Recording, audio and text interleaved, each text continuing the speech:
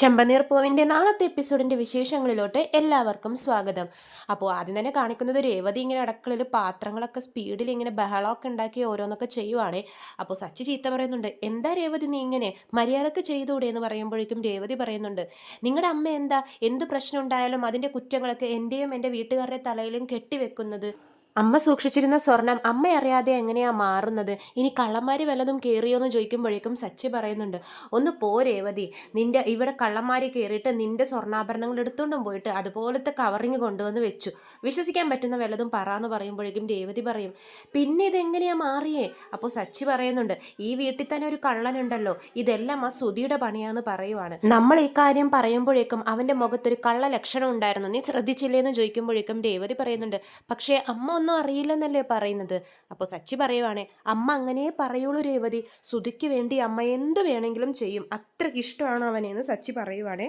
വേറെ എന്തൊക്കെയോ നടന്നിട്ടുണ്ട്, അത് ഞാൻ കണ്ടുപിടിക്കും എന്ന് സച്ചി പറയുമ്പോഴേക്കും രേവതി ചോദിക്കുന്നുണ്ട്, എങ്ങനെ കണ്ടുപിടിക്കാനാ സച്ചി ഏട്ടാന്ന് പറയുമ്പോഴേക്കും സച്ചി പറയുവാണേ, ഞാൻ ആ സുധിക്കിട്ട് 2-3 പൊട്ടിച്ച് അവനെ കൊണ്ട് തന്നെ സത്യം പറയിക്കും എന്ന് പറയുമ്പോൾ രേവതി പറയുന്നുണ്ട്, സച്ചി ഏട്ടാ അങ്ങനെയൊന്നും ചെയ്യണ്ട, പിന്നെ ശ്രുതി ഇടപെടും, അത് പിന്നെ വീട്ടിൽ ഭയങ്കര വലിയ പ്രശ്നമാവും, അങ്ങനെ തള്ളിയിട്ടുള്ള ഒരു തെളിയിക്കലും വേണ്ട എന്ന് പറയുവാണ് രേവതി. സച്ചി ഏട്ടൻ വേറെ എന്തെങ്കിലും കാര്യം ആലോചിക്കുന്നു പറയുമ്പോഴേക്കും സച്ചി പറയുന്നുണ്ട്, ഞാൻ എന്നാ ഒന്ന് ആലോചിക്കട്ടെ എന്ന് പറഞ്ഞ് ഇങ്ങനെ ആലോചിക്കുവാണേ.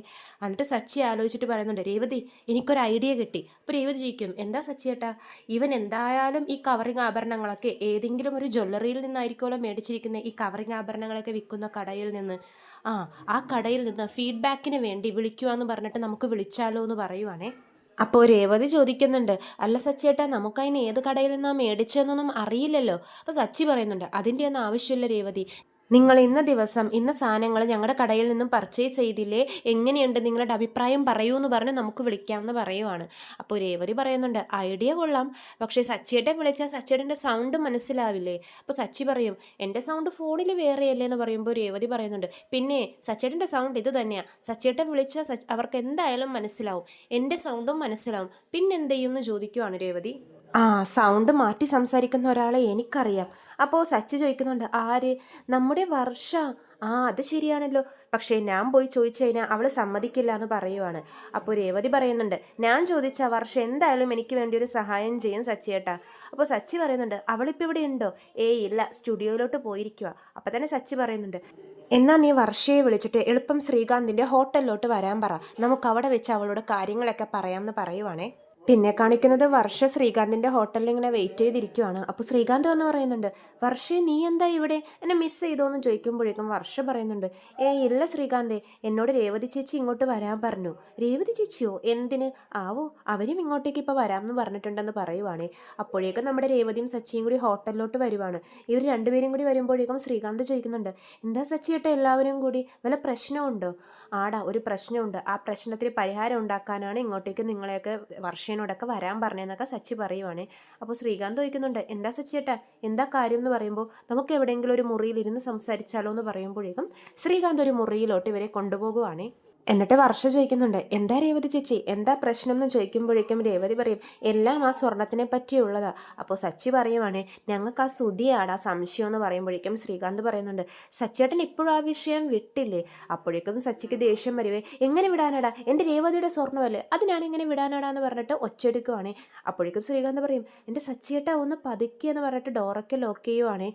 അപ്പോൾ രേവതി പറയുന്നുണ്ട്, സുധിയുടെ കടയിൽ 1,00,000 രൂപയുടെ ലാഭം ഉണ്ടായെന്ന് പറഞ്ഞില്ലേ, ഞങ്ങൾക്ക് അതിൻ്റെ മേലിൽ നല്ല സംശയമാണെന്ന് പറയുമ്പോഴേക്കും ശ്രീകാന്ത് പറയുന്നുണ്ട്, ചിലപ്പോൾ ലാഭം ഉണ്ടായിരുന്നെങ്കിലോ? അപ്പോൾ സച്ചി ചോദിക്കുന്നുണ്ട്, നമ്മളൊന്നും പോയി നോക്കിയില്ലല്ലോ, നമുക്കറിയോ ശരിക്കും ലാഭം ഉണ്ടായോ ഇല്ലേന്ന്?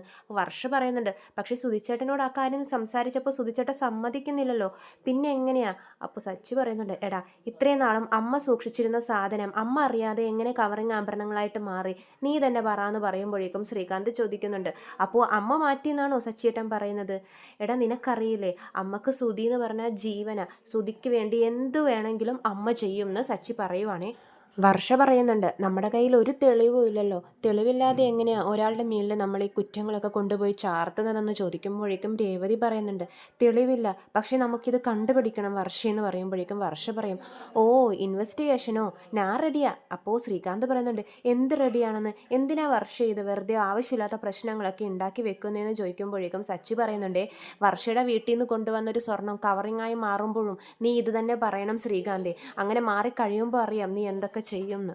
ഇപ്പോൾ ഇതിങ്ങനെ വിട്ട് കഴിഞ്ഞാൽ നാളെ വീട്ടിലുള്ള ഓരോ സ്വർണ്ണങ്ങളും കവറിങ് ആഭരണങ്ങളായിട്ട് മാറിക്കഴിയുമെന്ന് പറയുമ്പോഴേക്കും ശ്രീകാന്ത് പിന്നെയും ഇടയിൽ കയറി വർത്തമാനം പറയാൻ പോകുമ്പോൾ വർഷ പറയുന്നുണ്ട്, ശ്രീകാന്തേ ഞാൻ റെഡിയാണ്, നമുക്കിത് അന്വേഷിച്ച് കണ്ടുപിടിക്കണം, എന്താണ് ഇതിൻ്റെ സത്യാവസ്ഥ എന്ന് കൊണ്ടുവരണം, ശ്രീകാന്ത് വെറുതെ ഉടക്ക് പറയല്ലേ എന്ന് വർഷ പറയുവാണേ.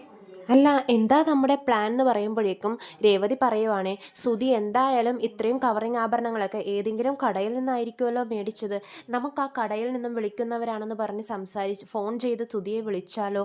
അപ്പോഴേക്കും ബാക്കി പറയുന്നത് സച്ചിയാണേ, ഇങ്ങനെ ആഭരണങ്ങളുടെ ഫീഡ്ബാക്ക് ചോദിച്ച് വിളിക്കൂലേ, അതുപോലെ വിളിച്ച് നമുക്ക് സുധിയുടെ അടുത്ത് ആഭരണങ്ങളെ പറ്റിയുള്ള അഭിപ്രായം ചോദിക്കാം, അവൻ്റെ വായിൽ നിന്നും എന്തെങ്കിലും വീഴാതിരിക്കില്ല എന്ന് പറയുവാണ്. അപ്പോൾ വർഷ പറയുന്നുണ്ട്, നല്ല ഐഡിയ ആണല്ലോ. ശ്രീകാന്ത് ചോദിക്കും, അതിന് നമ്മൾ വിളിച്ചതിന് നമ്മുടെ സൗണ്ട് മനസ്സിലാവില്ലേ. അപ്പോഴേക്ക് രേവതി പറയുന്നുണ്ട്, വർഷക്ക് സൗണ്ട് മാറ്റി സംസാരിക്കാൻ അറിയാലോ, അതിനെ ഞാൻ വർഷയെ വിളിച്ചത്. ഓ ഇത്രയേ ഉള്ളൂ കാര്യം, ഇതൊക്കെ എത്ര സിമ്പിളാ, സോ സിമ്പിൾ. ഞാനൊരു സീരിയലിൽ ഒരു സൗണ്ട് യൂസ് ചെയ്യുന്നുണ്ട്, ആ സൗണ്ട് ഇതിന് വേണ്ടി ഉപയോഗിക്കാം, ഞാൻ ചെയ്യാം, എനിക്ക് ഭയങ്കര ഇൻട്രസ്റ്റ് ആണെന്ന് പറയുവാണേ. അപ്പോൾ രേവതി പറയുന്നുണ്ട്, എനിക്ക് എന്തൊക്കെയാണ് ചോദിക്കേണ്ടതെന്ന് ഞാൻ എഴുതി തരാം വർഷേ, ഒരു പേപ്പറും പേനയും ഉണ്ടെങ്കിൽ കൊണ്ടുവരുമോ ശ്രീകാന്ത് എന്ന് പറയുമ്പോഴേക്കും ശ്രീകാന്തിന് താല്പര്യമില്ലേ. ശ്രീകാന്ത് അപ്പോഴും പറയുന്നത്, എന്തിനാ രേവതി ചേച്ചി വെറുതെ ഇങ്ങനെ ഓരോ പ്രശ്നങ്ങൾ ഉണ്ടാക്കുന്നതെന്ന് പറയുമ്പോഴേക്കും വർഷ പറയുന്നുണ്ട്, റിസ്കിലാണ് ഒരു കിക്കുള്ളത്, ശ്രീകാന്ത് ഇങ്ങനെ വെറുതെ ഉടക്ക് പറയാതെ പോയി കൊണ്ടുപോവാ, ഞങ്ങൾ പ്ലാൻ റെഡിയാക്കട്ടെ എന്നൊക്കെ പറയുവാണേ. സച്ചി പറയുന്നുണ്ട്, അവന് സംശയം ഒന്നും തോന്നരുത്, ഇതെൻ്റെ ഒരു സുഹൃത്തിൻ്റെ ഫോണാണ്, ഇതിൽ നിന്നും വിളിച്ചാൽ മതി, ഈ നമ്പർ ഇന്ന് വിളിച്ചു കഴിഞ്ഞാൽ അവൻ ആളെ മനസ്സിലാവത്തില്ല, അവൻ അറിയാലോ സൂക്ഷിച്ച് സംസാരിക്കണം വർഷയെന്ന് പറയുമ്പോൾ അതൊക്കെ ഞാൻ ഏറ്റവും സച്ചി കേട്ടാന്ന് പറയുവാണേ. പിന്നെ കാണിക്കുന്നത് നമ്മുടെ കടയിലിരുന്ന് ഉറക്കം തൂങ്ങുന്ന സുധിയാണ്. നല്ല ഉറക്കമാണ് സുധിയെ ആണെങ്കിൽ ശ്രുതി ഇങ്ങനെ ദേഷ്യത്തിൽ നോക്കിക്കൊണ്ടിരിക്കുവാണ്. എന്നിട്ട് ശ്രുതി വന്ന് ഒറ്റ കൊട്ട് കൊട്ടുകയെ. അപ്പോഴേക്കും ശ്രുതി ഇങ്ങനെ ഉറക്കത്തിൽ തന്നെ ഉറക്കപ്പിച്ചിൽ ഓരോന്നൊക്കെ പറയുവാണ്, അയ്യോ ഞാനൊന്നും ചെയ്തിട്ടില്ല, എൻ്റെ സാധനങ്ങളൊക്കെ തിരിച്ചതാ, എൻ്റെ 4 ലക്ഷം തിരിച്ചതാ, എൻ്റെ സ്വർണ്ണങ്ങളൊന്നും എടുക്കല്ലേ എന്നൊക്കെ പറഞ്ഞ് ഓരോ പിച്ചും പേയും പറയുമ്പോഴേക്കും ശ്രുതി ഒന്നും കൂടി കൊടുക്കുവേ. അപ്പോഴേക്കും ശ്രുതി ഇങ്ങനെ പെട്ടെന്ന് എഴുന്നേറ്റിട്ട് ചോദിക്കും, ആ ശ്രുതി എന്തൊക്കെയാ ഈ പറയുന്നേ, അയ്യോ ഞാൻ ഉറങ്ങിപ്പോയോ, ആ ഉറങ്ങിപ്പോയി, ഈ കടയിലിരുന്ന് ഇങ്ങനെ ഉറങ്ങാൻ ശ്രുതിക്ക് നാണോ ഇല്ലെന്ന് ചോദിക്കുവാണേ. അതല്ല ശ്രുതി എന്താ ഉറക്കത്തിൽ 4 ലക്ഷം സാധനങ്ങൾ അങ്ങനെ എങ്ങനെയൊക്കെ പറയുന്നുണ്ടായിരുന്നു ചോദിക്കുമ്പോഴേക്കും ശ്രുതി നെട്ടുവേ, അയ്യോ ഉറക്കത്തിൽ ഞാൻ സത്യങ്ങളൊക്കെ വിളിച്ചു പറഞ്ഞു, ഇനി എന്ത് ചെയ്യുന്നു, ഭയങ്കര ടെൻഷൻ കയറുവാണേ ശ്രുതിക്ക്. ശ്രുതി വീണ്ടും ചോദിക്കുവാണേ. അപ്പോൾ ശ്രുതി വിചാരിക്കുന്നുണ്ട്, ഇവളോട് ഞാൻ ഇനി എന്ത് പറഞ്ഞ് സമാധാനിപ്പിക്കും, എന്ത് കള്ളം പറയും എന്നിങ്ങനെ ആലോചിക്കുവാണ്. ശ്രുതി വീണ്ടും ചോദിക്കുമ്പോഴേക്കും ശ്രുതി പറയുന്നുണ്ടേ, അത് പിന്നെ ശ്രുതി കടകളിലെ പ്രോഡക്റ്റൊക്കെ സെയിൽ ചെയ്യുന്ന വിചാരം, പിന്നെ വീട്ടിലെ പ്രശ്നങ്ങളുടെ കാര്യം എല്ലാം കൂടി ആയപ്പോൾ ഉറക്കത്തിൽ എനിക്ക് ടെൻഷൻ കയറി ശ്രുതി എന്ന് പറയുമ്പോഴേക്കും ശ്രുതി പറയുന്നുണ്ട്, വീട്ടിലെ കാര്യങ്ങളെപ്പറ്റി ശ്രുതി എന്തിനാ ആലോചിക്കുന്നത്, അത് നമ്മളെ ബാധിക്കുന്ന വിഷയമല്ലല്ലോ, അതൊക്കെ വീട്, ശ്രുതി ഈ കടയെപ്പറ്റി മാത്രം ചിന്തിച്ചാൽ മതി, അന്നൊരു 4 ലക്ഷം രൂപയ്ക്ക് പ്രോഡക്റ്റ് സെയിലായില്ലേ, അതുപോലെ തന്നെ എങ്ങനെ പ്രോഡക്റ്റ് സെയിലാക്കാമെന്ന് ശ്രുതി ആലോചിക്കുക എന്നൊക്കെ പറയുവാണേ. ഇങ്ങനെ ടെൻഷൻ എടുത്തിരിക്കല്ലേ എന്ന് പറയുമ്പോൾ ശ്രുതി ഇങ്ങനെ, ഓ അന്നത്തെ 4 ലക്ഷം എന്നെ ഓർമ്മിപ്പിക്കല്ലേ ശ്രുതി എന്നിങ്ങനെ മനസ്സിൽ വിചാരിക്കുവാണേ. അപ്പോഴേക്കും ശ്രുതിക്കൊരു കോള് വരുവാണേ. വിളിക്കുന്നത് വേറെ ആരുമല്ല, ശ്രുതിയുടെ അമ്മ വിളിക്കുവാണ്. ശ്രുതിക്കാണെങ്കിൽ എങ്ങനെ കോൾ എടുക്കണം എന്നുള്ളൊരു ടെൻഷൻ ആവുകയാണ്. ശ്രുതിയും നോക്കിക്കൊണ്ടിരിക്കുവാണ് ശ്രുതിക്ക് ആരുടെ കോളാണ് വരുന്നതെന്ന്. ശ്രുതി കോൾ എടുക്കുന്നുണ്ട്. അപ്പോഴേക്കും ആദ്യമാണ് അവിടെ നിന്ന് സംസാരിക്കുന്നത്. ശ്രുതി അപ്പോഴേക്കും ആ പറയും മുത്തേ എന്ന് പറയുമ്പോഴേക്കും ശ്രുതി പറയുന്നുണ്ട്, ഓ അന്ന് വിളിച്ച ആ മുത്ത് തന്നെയായിരുന്നു, ഞാൻ കണ്ടിട്ടുണ്ടോ, എനിക്ക് പരിചയമുണ്ടോ നിൻ്റെ ഈ ഫ്രണ്ടിനെ എന്ന് ശ്രുതി ചോദിക്കുമ്പോഴേക്കും ശ്രുതിക്ക് എന്ത് പറയണം എന്നൊരു ടെൻഷൻ ആവുകയാണ്. അപ്പോഴേക്കും ആ ടൈമിൽ തന്നെ ശ്രുതിക്കും ഒരു കോള് വരുവാണ്. വിളിക്കുന്നത് വേറെ ആരുമല്ല, നമ്മുടെ വർഷ അപ്പുറത്തെ സൈഡിൽ നിന്ന് സൗണ്ട് മാറ്റി വിളിക്കുവാണ്. ശ്രുതി കോൾ അറ്റൻഡ് ചെയ്യുന്നുണ്ട്. ഇവിടെ ശ്രുതി ആദ്യനോട് സംസാരിച്ചിരിക്കുന്നുണ്ട്. ശ്രുതിക്ക് ടെൻഷൻ, ശ്രുതി എന്തെങ്കിലും സംസാരിക്കുന്നതിൻ്റെ ഇടയിൽ ക്യാച്ച് ചെയ്ത് പിടിക്കുമെന്നൊക്കെ, അതുകൊണ്ട് സൂക്ഷിച്ചാണ് സംസാരിക്കുന്നത്. വേറെ എവിടെയും പോയിട്ടില്ല, അവിടെ തന്നെ ഒന്ന് ഇത്തിരി മാറി നിന്നിട്ടാണ് ശ്രുതി സംസാരിക്കുന്നത്. ശ്രുതി ഫോൺ എടുക്കുവാണ്. അപ്പോൾ വർഷ അപ്പുറത്തെ സൈഡിൽ നിന്ന് സൗണ്ട് മാറ്റി സംസാരിക്കുവാണേ. Good morning sir, we are calling from old gold jewellery. Last week ഞങ്ങളുടെ കടയിൽ നിന്ന് സാർ കുറച്ച് റോൾഡ് ഗോൾഡ് പർച്ചേസ് ചെയ്തായിരുന്നില്ലേ എന്നൊക്കെ ചോദിക്കുവാണേ. ശരിക്കും സൗണ്ട് കേട്ടാൽ മനസ്സിലാവില്ലേ, വേറൊരു സൗണ്ടിൽ തന്നെയാണ് വർഷ വിളിക്കുന്നത്. അപ്പോൾ ശ്രുതിക്കും കൺഫ്യൂഷൻ ആവും. ഈശ്വര, ഇത് ആരാ വിളിക്കുന്നേ, ഇങ്ങനെയൊക്കെ ആൾക്കാർ വിളിക്കുമോ ജ്വല്ലറി ഷോപ്പിൽ നിന്നൊക്കെ ഇങ്ങനെ ആലോചിക്കുവാണ്. അപ്പോൾ നിങ്ങൾ ആരാ വിളിക്കുന്നേ, എനിക്ക് മനസ്സിലായില്ലല്ലോ എന്ന് ശ്രുതി പറയുവാണേ. സർ, ഞങ്ങൾ കവറിങ് ജ്വല്ലറിന്ന് ലാസ്റ്റ് സൺഡേ നിങ്ങൾ ഇവിടെ വന്ന് പർച്ചേസ് ചെയ്തായിരുന്നില്ലേ കുറച്ച് ആഭരണങ്ങൾ, അതിനെപ്പറ്റിയുള്ള ഫീഡ്ബാക്ക് അറിയാൻ വേണ്ടിയിട്ടാണ് ഞങ്ങൾ വിളിക്കുന്നതെന്ന് പറയുവാണ്. അപ്പോഴേക്കും ശ്രീകാന്ത് എൻ്റെ ഇടയിൽ കയറിയിട്ട് വേണ്ട വർഷേ എന്നൊക്കെ പറയുന്നുണ്ട്. സച്ചിയും രേവതിയും കൂടി പിടിച്ചു മാറ്റുവാണ് ശ്രീകാന്തിനെ. ഇപ്പുറത്തെ സൈഡിലാണെങ്കിൽ ആദ്യം ശ്രുതിയോട് സംസാരിച്ചുകൊണ്ടിരിക്കുവാണ്. ശ്രുതിയാണെങ്കിലോ ഒന്നും വിട്ടു പറയുന്നില്ല, ഇങ്ങനെ പരിങ്ങി നിൽക്കുവാണ്. എന്നിട്ട് പറയുന്നുണ്ട്, അല്ല ഞാൻ പർച്ചേസ് ചെയ്തു എന്ന്. അപ്പോഴേക്കും വർഷ പറയുന്നുണ്ട്, രേവതിയുടെ മാറ്റിയ ആഭരണങ്ങളുടെ ലിസ്റ്റൊക്കെ പറയുവാണ്. ഒരു മാല, 2 വള, അങ്ങനെ കുറച്ച് ഐറ്റംസ് സാറ് പർച്ചേസ് ചെയ്തായിരുന്നില്ലേ. അപ്പോഴേക്കും ശ്രുതി, ഇത് കറക്റ്റായിട്ടെല്ലാം പറയുന്നുണ്ടല്ലോ, എന്ത് പറയും മറുപടി എന്ന് ഇങ്ങനെ എന്ത് പറയണം എന്നറിയാതെ ഇങ്ങനെ നിന്ന് വിറക്കുവാണ്. വിറവലും പരിങ്ങലൊക്കെ വരുവാണ് ശ്രുതിക്ക്. വർഷ വിടുന്നില്ല. വർഷ പറയുവാണ്, ഞങ്ങളുടെ ഷോപ്പിൽ 30% ഡിസ്കൗണ്ട് വന്നിട്ടുണ്ട് സർ.